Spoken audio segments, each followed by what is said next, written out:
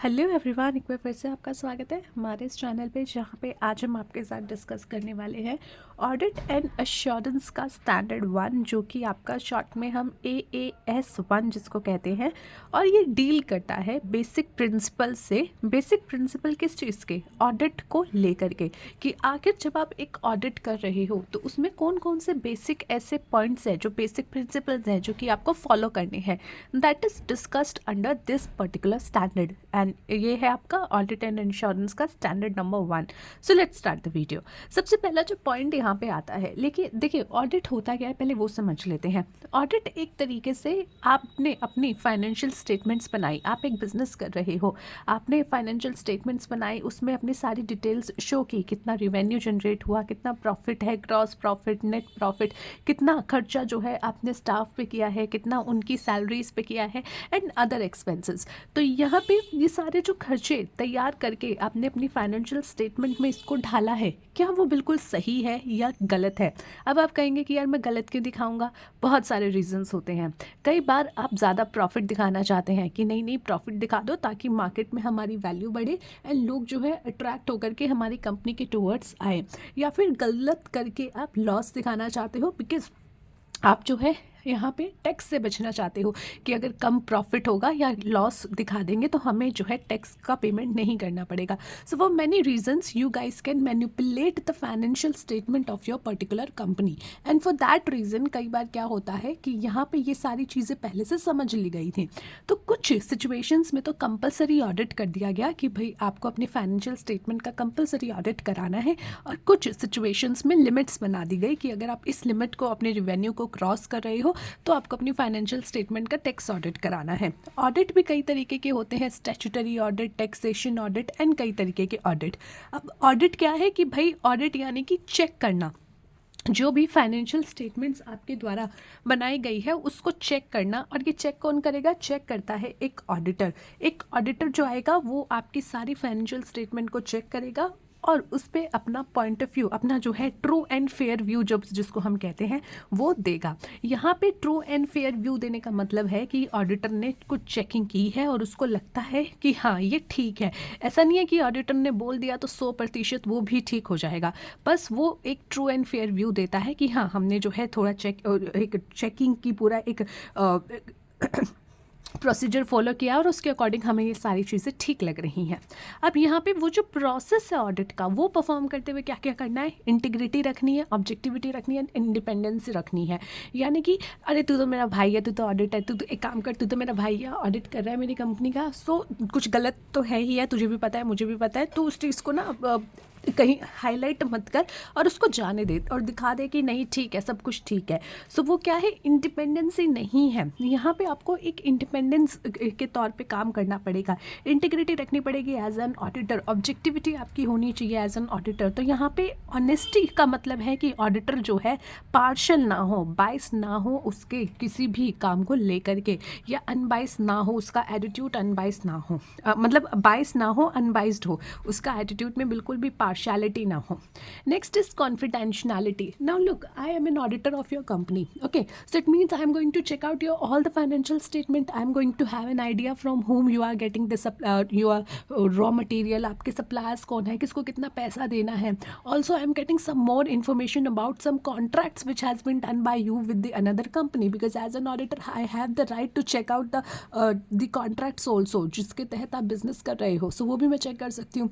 And these are some confidential information. So if I am getting as an auditor these information, so it is my duty to not disclose this all information to the third party. So वो चीज़ें confidential रखने की ज़रूरत है. Auditor को maintain करना पड़ेगा एक confidentiality of information, जो भी उसको अपने ऑडिट वर्क के दौरान यहाँ पे इंफॉर्मेशन मिली है.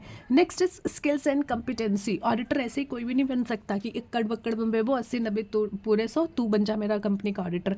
No, you can not do that. There are some skills and competencies जो कि होना ज़रूरी है Also, a person who is working as an auditor for your company or for any company, he must have some skills. ठीक है, skills यानी कि audit work को लेकर के क्या करता है, कैसे पेपर्स प्रिपेयर होने हैं, क्या काम करना है. सो दीज स्किल्स जो है वो उसमें होनी चाहिए. ऑडिटर को यहाँ पे पेपर्स प्रॉपर केयर करना पड़ेगा जब भी वो ऑडिट वर्क कर रहा है. ऑडिट वर्क करते टाइम ऑडिट रिपोर्ट को प्रिपेयर करना, यहाँ पे उसको ये सारी चीज़ें करनी पड़ेगी. ऑडिटर को यहाँ पे जो है ऑल्सो अपने आप को अपडेट रखना पड़ेगा लेटेस्ट डेवलपमेंट्स को लेकर के कि कौन कौन सी लेटेस्ट डेवलपमेंट जो है उस कंसर्न्ड फील्ड में हो रही है. Right, next one is your Number 4, work performed by others. Now let's suppose Jio company, Reliance company, these are the big companies, okay? So the number of transactions which are going to take place in these type of companies on daily basis are in hundreds or might be in thousands or might be in lakhs also. यानी कि एक दिन में लाखों entries, लाखों transactions इन companies में होती है. So is it possible for a single auditor to check all these transactions? First of all, not. And not a single auditor cannot perform all the duties which are required to be performed in audit process. So यहाँ पे जो auditor होगा वो क्या करेगा, वो अपने works को जो है असाइन कर सकता है.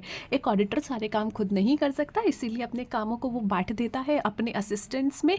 ऑल्सो कई बार होता है कि अगर किसी और कंपनी से पहले ही कुछ ऑडिट करवाया हुआ है या इंटरनली ऑडिट वो कंपनीज करवाती रहती हैं, तो उस सिचुएशन पे वो वाला डेटास भी उठाने की अगर इच्छा रखता है तो उठा सकता है. बट यहाँ पे एक प्रॉब्लम है कि अगर वो किसी और के द्वारा परफॉर्म की गई ये सारे वर्क्स का डेटा उठाता है और उनका चीज़ें ले रहा है, तो यहाँ पे वो उसके लिए फुल्ली रिस्पॉन्सिबल रहेगा. If in future it finds out कि भैया कुछ गलत ही था, तो वो उसके लिए रिस्पॉन्सिबल खुद रहेगा, बिकॉज उसने किसी और के डेटा को उठा करके बेस बना करके या अपना समझ करके काम किया है. सो यहाँ पे वर्क परफॉर्म बाय अदर्स ये कहता है. ऑडिटर जो है यहाँ पे ऑडिट वर्क सारा खुद नहीं कर सकता, इसीलिए उसको डेलीगेट करनी पड़ती है some of the authorities to his assistants. और कई बार जो है वो कई दूसरे ऑडिटर्स द्वारा, एक्सपर्ट्स द्वारा किए गए कामों पे भी रिले कर सकता है. और यहाँ पे अगर वो उन पे रिले कर रहा है, उनकी प्रॉपर जो है रिपोर्ट्स को यूज़ कर रहा है या काम को यूज़ कर रहा है, तो उसके लिए वो सॉली रिस्पॉन्सिबल खुद कहलाएगा.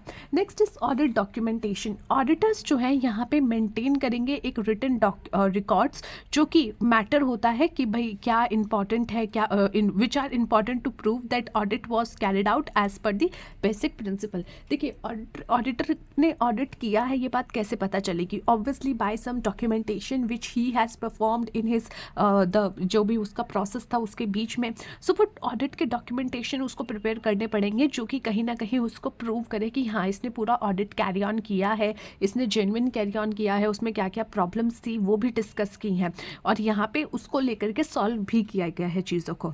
Next is audit planning. Audit planning करना भी बहुत ज़रूरी है. Audit should be planned. His auditor जो है उसको अपने प्लान करना पड़ेगा ऑडिट वर्क को कि कैसे ऑडिट करना है, कैसे कंडक्ट करना है, क्या एफिशिएंसी इफेक्टिवली एंड कितना टाइम में कंप्लीट करना है.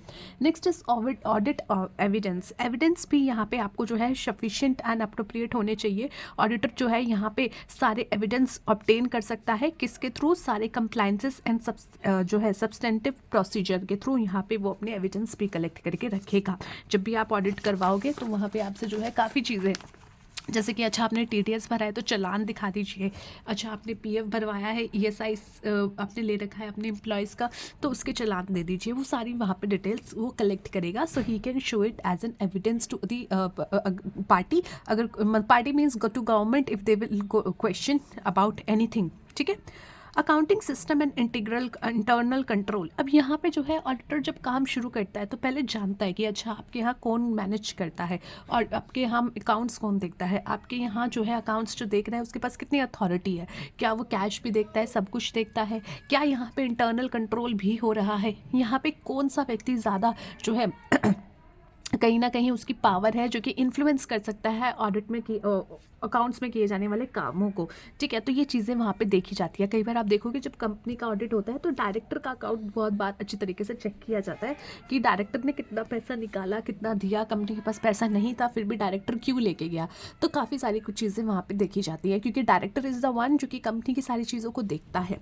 ठीक है. सो द ऑडिटर जो है यहाँ पे क्या करेगा, मैनेजमेंट चेक करेगा कि कैसे मेंटेन हो रही है, एडिक्वेट अकाउंटिंग सिस्टम है है या नहीं, इनकॉर्पोरेटिंग वेरियस इंटरनल कंट्रोल कैसे हैं उसके बारे में पहले देखेगा। Next last but not the least is your audit conclusion and reporting.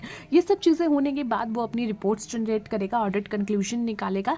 इसकी रिपोर्ट में जो है कंटेन करेंगी clear written expression of opinion कि भाई उसका ओपिनियन क्या है, that should be a clear expression भी होगा ओपिनियन का ऑन द फाइनेंशियल इन्फॉर्मेशन जो कि आपकी प्रिस्क्राइब्ड जो है दी में होगी, उसमें वो अपना फॉर्म और चीज़ें डिक्लेयर करेगा। So that is it for today guys. Let's see you in the next video. Till then, take care of yourself and take care of your health. Bye.